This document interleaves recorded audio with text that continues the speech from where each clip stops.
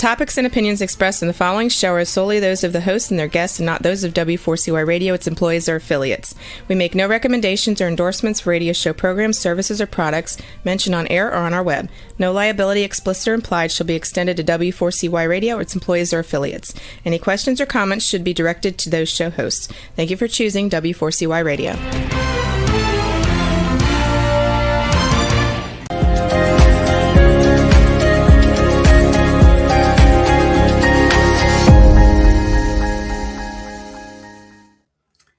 Good afternoon, everyone. It's Donna Campbell coming to you live from Real Estate Dreams and Beyond, where we're here to help you find your real estate dreams and make them come true.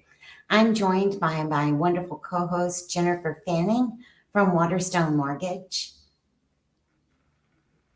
Hey, Donna, how are you today? I am better now that I'm looking at your happy face.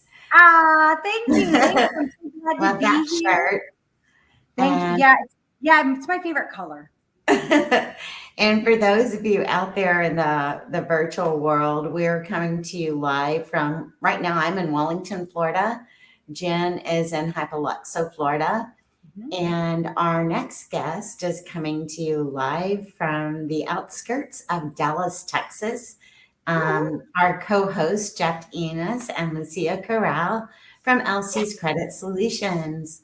Hi. Hello, everybody. It's so great to see you guys. Yes, we are coming to you live from Texas. Isn't technology amazing? Yeah, you need to get rid of those palm trees now. I know. I'm gonna find a huge steer to put behind here. Oh, there you go. Texas flag or something. Yeah, that'd be awesome. How's everybody doing? Look at the bright smiles. I'm doing great. I'm wonderful. I took advantage of the holiday today and did a little over a 4-mile kayaking little trip this morning, which was kind of fun. So no wonder you've got the glow going on. Yes. Well, but then I ate all those calories away afterwards that I burned. Yes, sir. But you broke even, so that's great. That's what we're going to say. Well, real estate is always something exciting to talk about, and each of us have our own field of study with it. Jen does Waterstone Mortgage. She's a loan officer and can do this pretty much anywhere in the country. Right. And LC's Credit Solution, Jeff and Lucia, are the owners of that company, and they are also able to do this nationally. Yes. Here in Florida, now they're working out of Texas, and they're also doing Arkansas, which is also my home state. And it's just really wonderful to see everybody be able to branch out.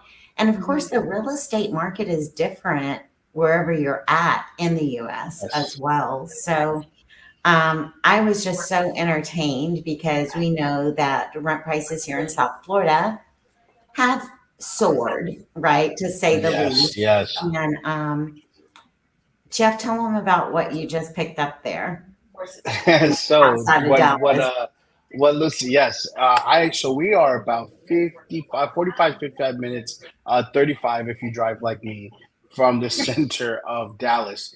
Going east. So we're between Tyler, Texas and Dallas, Texas.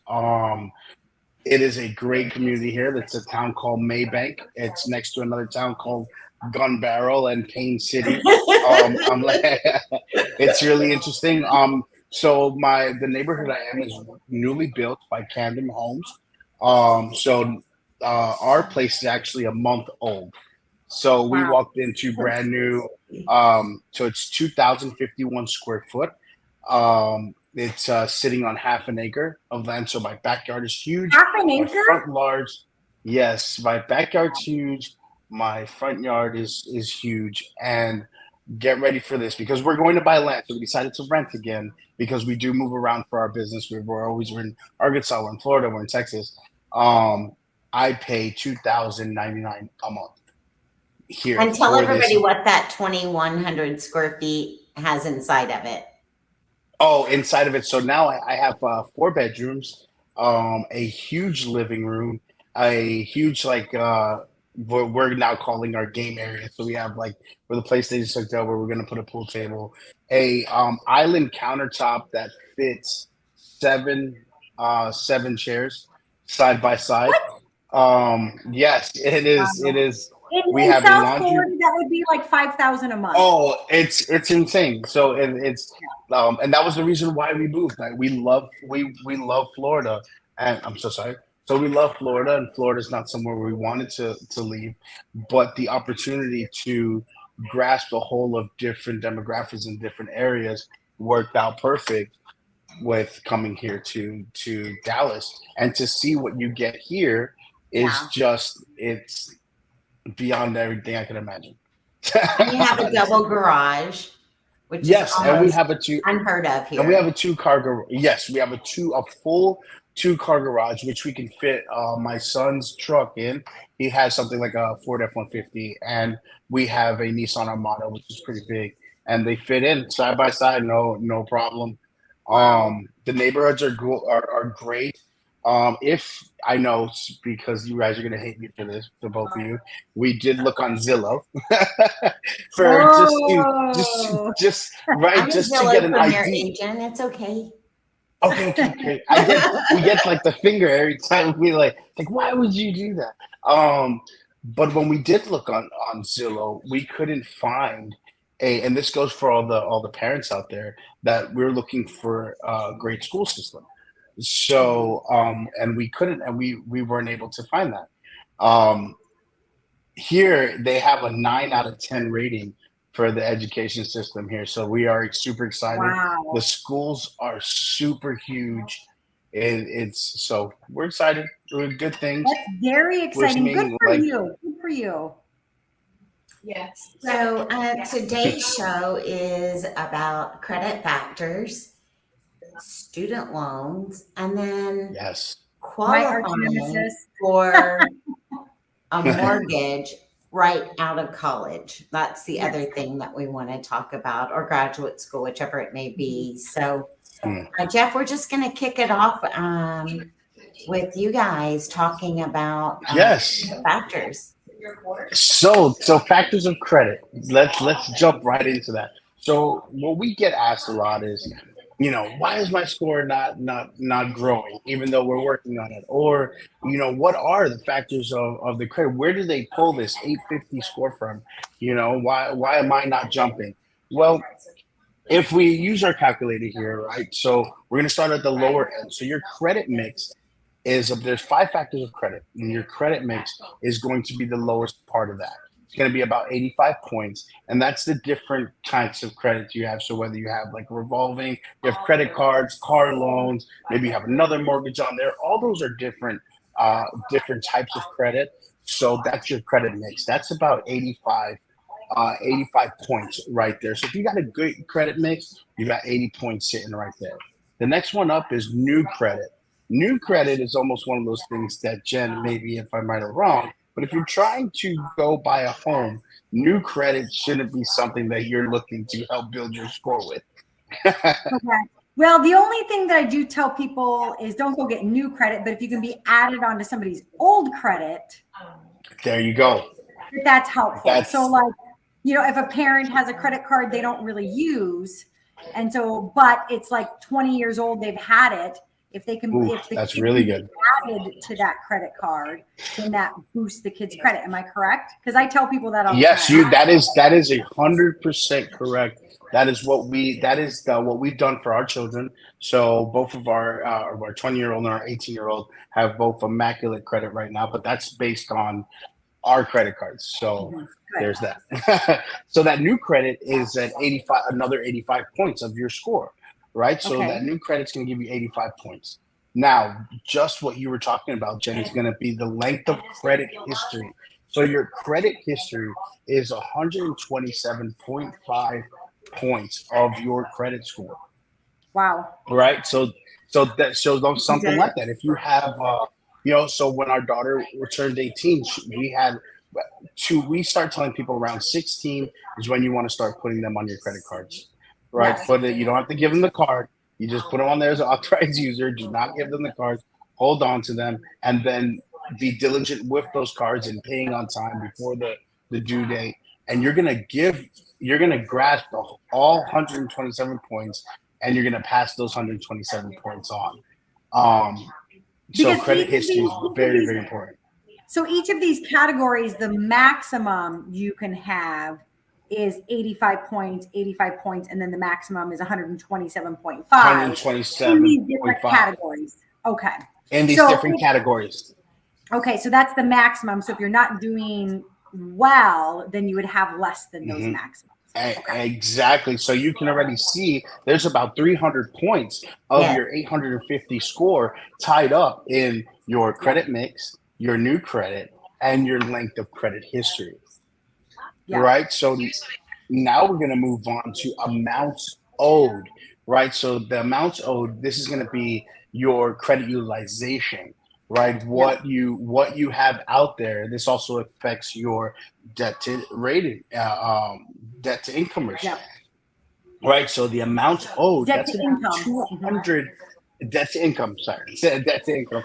So it's going to be your amount owed is going to be 255 points. Is Oh my held up God. right there Wow. in your amount, right? Yeah. That's a big one. That's a big one. Exactly. So that's the one that when we get a client.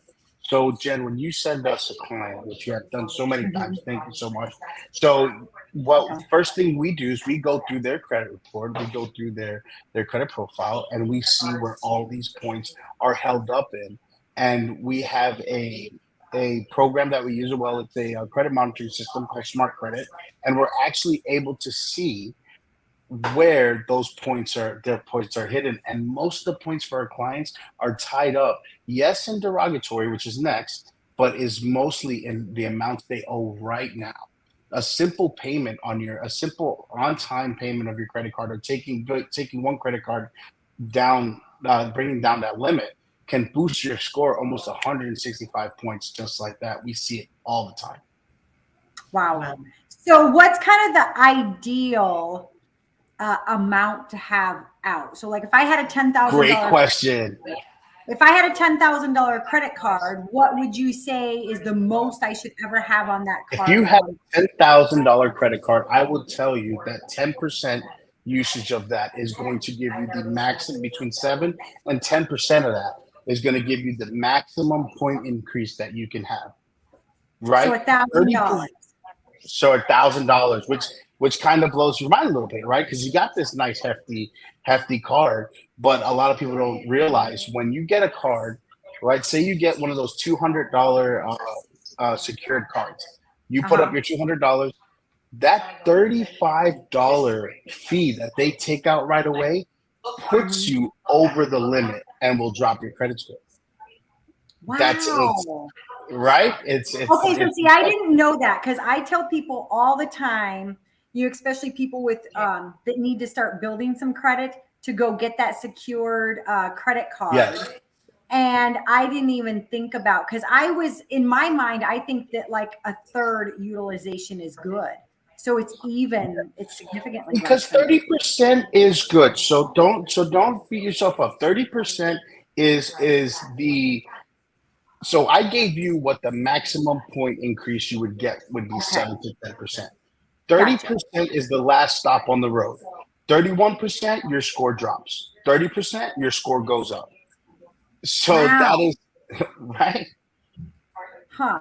That is it's very interesting to see. I watch it in my own show, and this is where being smart with being strategic with what you're doing with your money comes into play. So if you're going in to buy a home, the thing you should do from our experience is pay down your credit cards. Mm-hmm. And don't really worry about that money and call it, oh, I'm just throwing away money to my credit cards. No, you're not.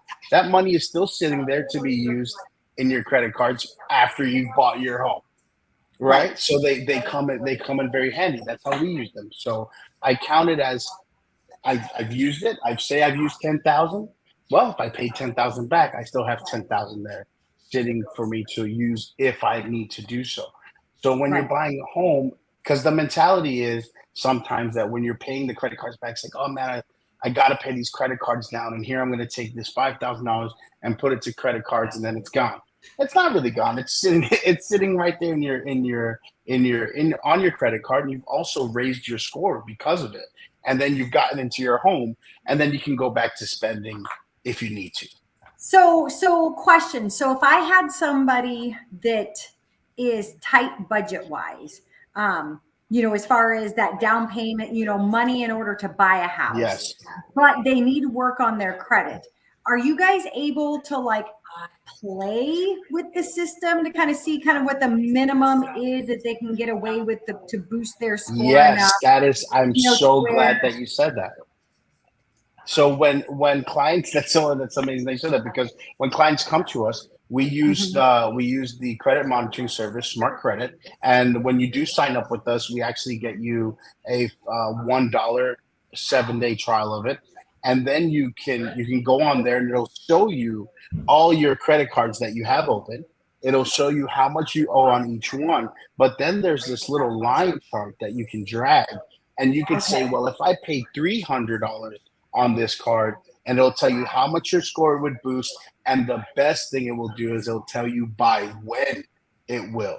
So they say if you pay it on the 25th, then the score will show up on maybe like the 15th of the next month. So it's a great tool. It's a fabulous tool. And I wish more people, like, to be honest, I probably tell half of the people that I have conversations with that they need to enroll in your program. Because about half of the people I talk to, they have some sort of credit challenges, but they just want me for free to figure this out. And I don't have these tools. I don't know. And I'm like, listen, it's worth the small monthly fee for you to know exactly how much you need to pay and then how long it's going to take in order for that to report, because that's a big part of what I do. When I'm working with people for future houses, is we need to know when they would be ready by, because I don't want to send them to Donna looking for a house if they're really not ready to buy and they still need another 10, 15 points on their credit. True. Yes. And one thing that you will hear Lucy say when you talk to her, you hear myself when we're doing our consultations, is we cannot guarantee anything. What we guarantee is that we will be working for you. We will be diligently and consistently working on your profile. Because when you work on a credit profile, you have the variables are the person sitting at the desk at the credit bureau office who did not have their coffee that morning and they're behind on work because they're actually. So what we do with consumer law is how we attack these derogatory items is we plug in the laws to what is the derogatory item. So we give them less work to do on their end and we get results. And sometimes we might send a letter for this month and it might not come off next month, but the round after that, it's come off or it's updated. We need to go to a quick break and recognize. We've got a good one going. If that's okay. We just want to give a shout out to our sponsor of the segment, which is Core Title, who is here to absolutely exceed every facet of the real estate transaction. Jillian Montag was on our show last week. What a lovely woman she is, a great professional, and a ton of knowledge came from her. And again, for all your title needs, please give Core Title a shout out and tell Jillian, Donna, Jen, and Jeff, and Lucia sent you over. All right. How do we contact her? How do we what? Contact her. Well, you should have that information if you want to shout that out, Jen. But at Core Title, you can contact them at 3000 North Federal Highway, Suite 10, Fort Lauderdale, Florida. The phone number there is 954-424-1445. How's that? Awesome. That's what I was looking for. Perfect. And I have to step out of the show for just a little bit. And do you have one more thing that you have to add to the score, or are all those? Yes. There's one. No, we are. There's one more. What's there's one more. So go ahead. No, and we're gonna keep it going. So the last one's going to be your payment history. This is the part of this is important, and I know the 297.50 points sounds huge because it is, but we've all have a past, and this is what the amounts owed. Think of the amounts owed as your future, as the present, right? Lenders want to see what you are doing now. We all have a past. We all have where we've messed up, but where have you come from that, right? What are you doing now? And that's why the amounts owed for myself, in my opinion, is more important. But that payment history, that's your financial resume, which that's what I like to call our credit reports as financial resumes. It tells a lender, how risky are you? You know, is our money going to be invested in this person buying the home, or is it not? So that's where we come in, dun, dun, dun, and we go through your credit profile. We make sure everything is where it's supposed to be. We make sure that all your information is correct across all three bureaus. And this is how we attack and fight the creditors and the credit bureaus for reporting things that they shouldn't, or reporting things in ways that they shouldn't, or harassing our clients. These are all things we work on. So yes, payment history makes up 297.5 points of your 850 credit score. That's good information, I swear. I've never heard it broke down like that in my entire life. Have you, Jen? Awesome. No, I haven't either. And I give a shout out. I give a shout out to Lucy. This is part of our course at Credit Academy 411.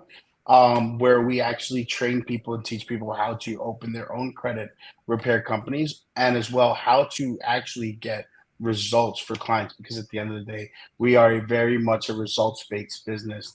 And knowing this information, but Lucy actually put this together for our class, and I study her work, and this is the information I know. This is wonderful.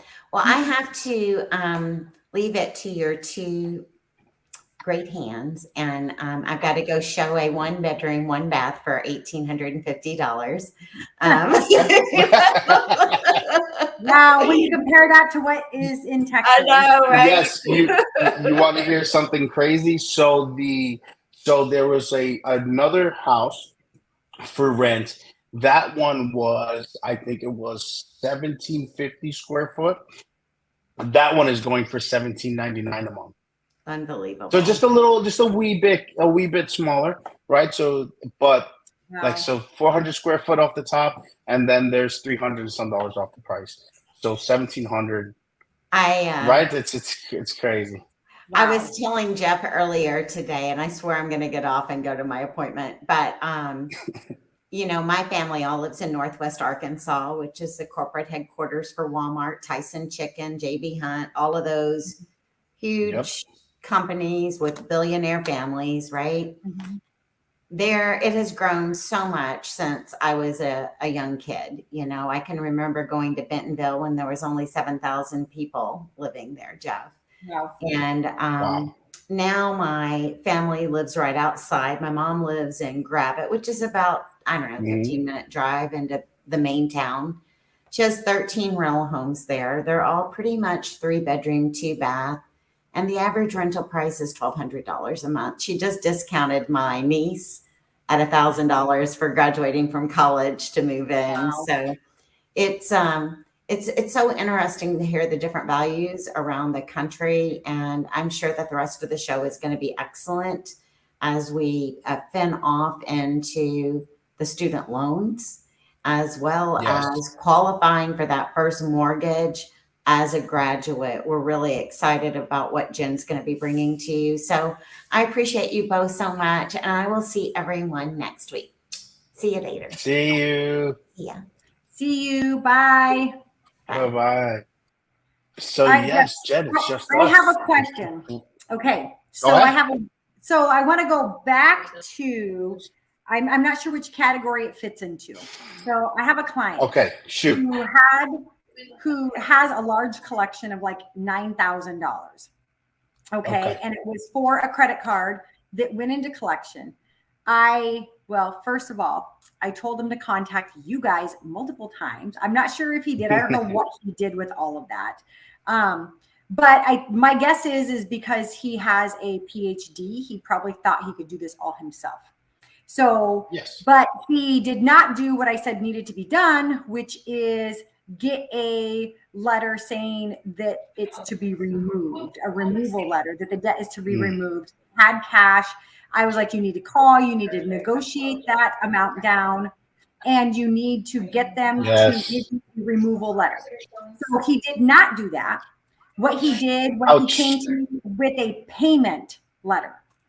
So his credit prior to him giving me a payment letter, the last time I pulled it was 630. Okay, was his middle score 630. So now he's taken that, what is it, $8,000 or $9,000 collection, and now there's a payment attached to it. And he's made one payment. Did he boost his credit score at all? No, he almost not that he would have made the credit score worse, because the derogatory note is a little bit worse when you have a paid collection. So what if your client would have called us, what we would have done is a pay per delete, and we would have sent a contract to the creditor with because it's not no longer the card. He doesn't owe the credit card company. He owes now. The debt has been sold. Correct. Right? So that debt could have been sold for $300, and the rest of it's a write-off to the credit card company. So we would have sent a pay per delete contract that's with a check of 30% of that number. So let's say it was 10. We would have sent 10,000. We would have sent a $3,000 check with a contract stating that if this check is cashed, you promise to remove the derogatory note, the account from the consumer's credit report in its entirety, because it's best if that account is gone. Bye-bye. Correct. Doesn't say anything. Correct. But what happened is that wasn't the creditors, and this is a big one, guys, out there. The creditors are not obligated to change your credit report in any way, right? So so usually what they'll go do is they'll update it to paid collection. Now it's stuck, right? It's almost one of those. It's not what you did, it's what you prove you did, right? So you rather send them a paper delete contract that says you have 30 days to if you accept cashing of this check is binding to the contract, and then what happens is they have to remove that, and if they don't, you can hold them liable legally for not removing that information. But what your client did was not do that. They updated to a paid collection. Now it's almost stuck there. So right, and that's exactly what I thought was the case. I really wish that more consumers would really listen and choose to work with an expert in the credit repair. People have this notion, and I don't know why. Maybe you can tell me why. People have this notion that credit repair people don't do anything, or that they can do the same thing, or it's just a computer doing stuff. Yes, that comes from a lot. So that comes from a lot of people in the past years. I would say pre-COVID, there's been a lot of scams. Even now, you see a lot of scams. A lot of people saying they can, and we've talked about this on the show before, credit sweeps. Oh, we can sweep your credit clean. That's not real. Also, there's a lot of myths out there about how credit works. If you were to ask my grandfather and my father about credit cards, they would tell you don't have any. Stay away from them. Close your credit cards. You don't need them. That is completely false in this day and age, right? You have to have good debt. You have to be in debt to have good credit, but you have to be in good debt. So what I tell, just like we went over earlier, if you have a $10,000 credit card, $3,000 is what's max at your disposal before it starts affecting you negatively. So with that said, you should have more credit cards so you can use more and stay within your boundaries. So if you had 100,000 in credit, then you can have your lump sum of free moving money to use without affecting your credit score. Right, which totally makes sense. So when I want clients to reach out to you, where should I tell them to go to? Like, where do they find you? So there's two places you can find us. So you can find us at www.lcscreditsolutions.com. Again, that's www.lcscreditsolutions.com. Or you can call us here at the office. Our office number is 479-573-6206. Again, that's 479-573-6206. And you'll call us and you'll hear our lovely voices. You get to actually speak to the owner. That's what we love about our business. And we're trying to hold on to as much as possible. Is that when you call our office, you're going to speak to one of two of the owners of the company. You speak to Lucia or myself, Jeff. And we will do what we can to get you to the finish line. So those letters and stuff, that's you guys actually, like the client, mails you a check or sends you a cashier's check or something, and then you write the letter. You have them, and then we write. It's usually how what we do is we ask our client because we know how it is. We're providing a service, and our clients are the best, but they also a little bit, tiny bit lazy. So, so what happens is they're busy. It's not even laziness. Is life continues to move no matter what your goals are. So what we do is we either have them send us the check filled out to the creditor the right way. We set the letter and we send it off certified mail. So we make sure we know they got it, and then we proceed from there. That's awesome. That's so good. I mean, I wish more people would really truly take the advice and work with a professional, because I think it would make such a huge difference in people's credit. Like this gentleman, with this 630 score that I was telling you, he wants to take advantage of a first-time home buyer program, and he can't until that score is at a 640. Yeah. And it's unfortunate. There's no exception. There's nothing that can be done other than you have to have a 640 or higher credit score. Exactly. So what his best bet is going to be is what may boost him over the line is to find a friend or a family member who has really great credit, who has a credit card that's been around for a long time, and they're within that 7 to 10% range. If they put him underneath that card as an authorized user, he could get those 20 to 30 points that he needs to get into a home. I wish he would just call us. I wish they did too. I've been talking to him for like 9 months now. No, it's a rough deal. People don't believe in credit. I've had a realtor that I used to work with in the restaurant. They were a realtor by day, restaurant, a bartender by night. And they said, I don't use credit repair companies. I think they're all a scam. And I had to, I understand the sentiment. I understand that it can feel that way, but credit there is how it works and how it doesn't work. And when you have somebody that knows what they're doing, that actually cares, and the big number 3 of that is going to becomes recommended.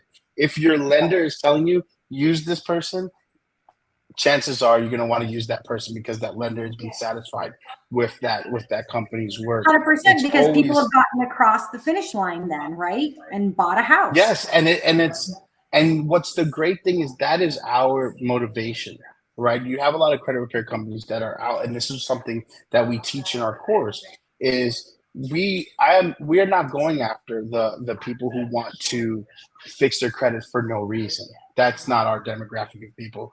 Most of the people that we work with are looking to buy a home, and they are close. We've worked with the 300 scores, the 400 scores, and we've gotten them up through the pace. But we love to work with people that have a clear goal of wanting to get into a home, and they're willing to do what is necessary, what it takes to get there, because it's not all us, right? It's not all, okay, here's my credit, fix it and go. We actually educate all of our clients and say, hey, this is what you have to do. This is what's going to get you to the next step. And we have clients that have called us and we've let them know, like, hey, you don't need our services. You just need to pay down that one credit card. Right. Focus on doing that. And you're there. And then they call us back and we get those amazing phone calls. There's nothing better than to get a phone call that says, thank you guys so much. We just qualified for the home. We're ready to go. So we lose them as a client, but we've gained them as a friend, and it's the best. Absolutely. Absolutely. So let's talk about my next arch nemesis, which is student loan. Ooh. Yes. And there's so much chatter. I don't have Twitter, but I can feel Twitter going off. Yeah. I can feel the buzz around me. So student loans, yes. Student loans will have to be paid back. It is back on. And from my research and what I know about it, September 1st is the date that interest will start being charged again, because October 1st, your first payment is due. So, so are they going to go out and put payments to all? So, I mean, when I pull credit, I see zeros for the payment for everybody right now that has a federal loan. yes. There's a big fat zero. So then I have to assign a payment, and I'll let you know what those different assignments are based on different loan types. So they're going to actually go out and give a true payment then, right? Yes, that's from my understanding, is they're going to go out and they're going to give a true payment. So expect phones to be getting called, and it's going to Navient is back on. Can I tell you? I pulled credit for a lady last week who was hoping to do a refi, and I'm not even joking. She had $400,000 in student loans. Yes, it's 400,000, and I would say 300,000 of that was federal loans, so they're still deferred. Her other 100,000, she's got $800 a month payments on those. I was like, so Jen, how does that affect? So now, how does that $100,000 affect the debt to income ratio? Well, $100,000 in student loans. Okay. So depends on, like, this lady's $100,000 had an $800 a month payment already assigned to it, that 100,000. So that whatever the assigned payment is what I take, to factor into the debt to income ratio. Okay. Now that other 300,000 that was still in deferment, I have to assign a payment to it. And if you're using an FHA loan, so if you're using an FHA loan and you've got 300,000, my rule is that 1% of 300,000 is what the payment is, like that fake payment that I have to assign. So that's $3,000 a month is what an assigned payment would be. And this lady was only making like $6,000 a month. Oh, well. So, there was like out nothing. Of the water. Yeah, there was nothing I could, and I felt terrible for her, but there was legitimately nothing that I could do. She had all these student loans, she had all these fancy degrees, but she wasn't working in a job that supported that. A lot of times I tell people to go to the student loan, and I advised her of this. I didn't know that student loans were coming back and going to need to be paid in October. So I told her, I said, hey, you need to reach out and get on an income-based payment, because if the income-based payment, because sometimes I'll see the student loan, federal loans actually give a zero income-based payment, which means the income-based payment is that they owe zero. And then I can use that. That's a good, yeah. Yeah, so then I can use that if it's in a letter, if they give them a letter saying, here is the payment and it is zero, then I can definitely use that. Now, the other loan types like Fannie, Freddie, conventional loans, they have Freddie Mac says that 0.5% of the outstanding balance is what's considered your fake payment on, on those loans. So, 100,000 times 0.5%, that's $500 a month is the assigned payment. So, like I tell people, when they're, go ahead. No, see, and that's still, when you think about that, it doesn't seem too awful, but then that can really break you as far as, once you go to put homeowners insurance on top of that, then you're out of the game. Right. Well, so, all right, let's talk about what do we think like the average graduate comes out of college making? I have a girl that I just took an application for. She's a recent college graduate, and she thinks she's doing pretty good. So she's making $50,000 a year. Okay. So that is good money when you've been a student and, you're used to making like 10, 15, that is great money. Yeah. But then you divide that by 12. So that's $4,166 a month. So then according to my lending rules, I mean, FHA says it can be up to 55% sometimes, depending on the FICO score and stuff. So divide that in two. So she can have $2,083 a month total debt. So if I have to take away $500 because that's what her student loan payment is, then now she has $1,583 a month to work with the rest of her debt. That includes the potential house payment. That includes the, if she has a car. So if you add car, car payment, and then any credit cards. So yeah, wow, just whittles. It just whittles it down, whittles it down. It does just whittle it down. And I really wish that they made a mandatory class for all colleges where the freshmen going in had to take some sort of basic financial class that explains this to people. Because I talked to so many people that are like, man, if I would have known this, I would have gone to community college for 2 years and then went to that big college. Yes, that is 100% correct. I have so many family members in the same boat. It's just a rough time out there when it comes to the student loans. We see them all the time on the credit reports. We see it all the time holding people back. And now I think we've had this like time of financial aid peace where it wasn't affecting, and actually a lot of people were being forgiven for forgiving their loans. I think my mom had about 100,000 out there in student loans, and now they're gone. They were actually her student loans were forgiven. How was she part of? I've only ever seen that once, and it was because the person had actually gone to a university that there was a lawsuit against the university saying that they had illegally forced people into taking loans. And so anybody. Yes, she was part of one of those courses. Yeah. One of those schools, I believe. She had she still got her degree. She still became a CPA and she's doing amazing things, getting ready for retirement. But it was one of those things that was it actually came for her at the perfect time. So it's her credit report is now, that was the only thing on there. And now it's completely clean and stellar. That's awesome. Yeah, so she was, that was awesome. But not so many people are that fortunate. And I think it's going to be harder and harder. The grip is going to get a little tighter come in October.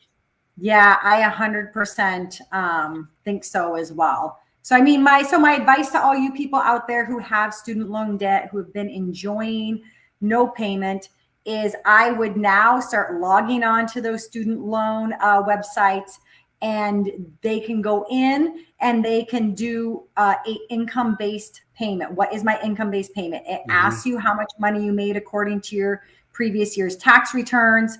You put that in. I believe that they have to issue maybe a pay stub or something. I'm not 100% sure. But they give it some information, and then they're able to find out what that new payment is going to be. So I would definitely go out and ask about an income-based payment instead of just waiting for them to assign you whatever it is, because it could be big and it could be a large surprise. No, exactly. It needs to be a now not later situation, because even people who are now trying to apply for loan forgiveness, the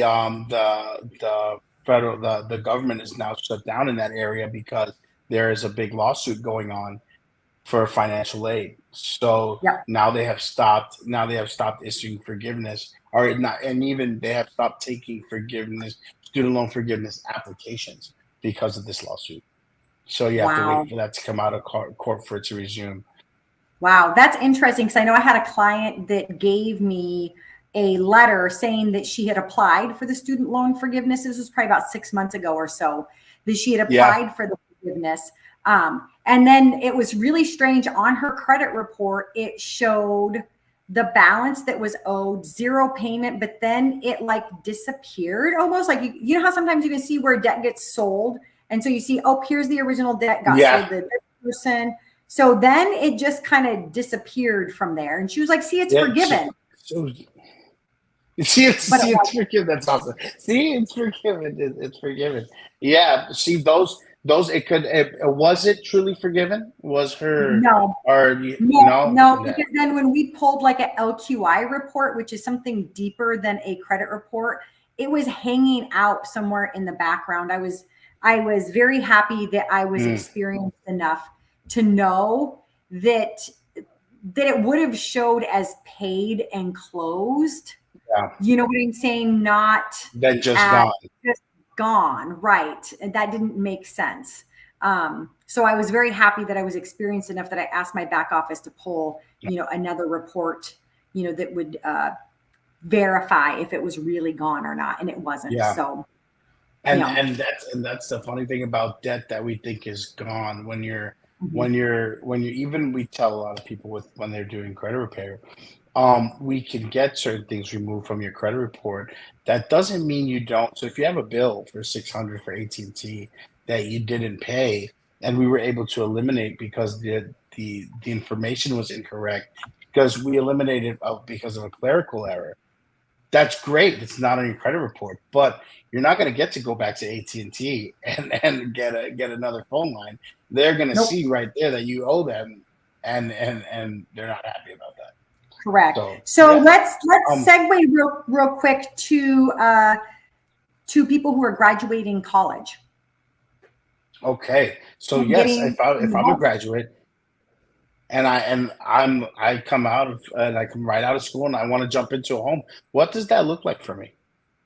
Yep. So Waterstone Mortgage has a awesome program that is 0% down, 100% financing for college graduates. It's really designed for that college graduate or young professional that is coming out of college that might not have enough money to put money down plus closing costs. So truly all that needs to be paid is closing costs, and the seller can actually pay part of those closing costs if you're in a market where that can be negotiated.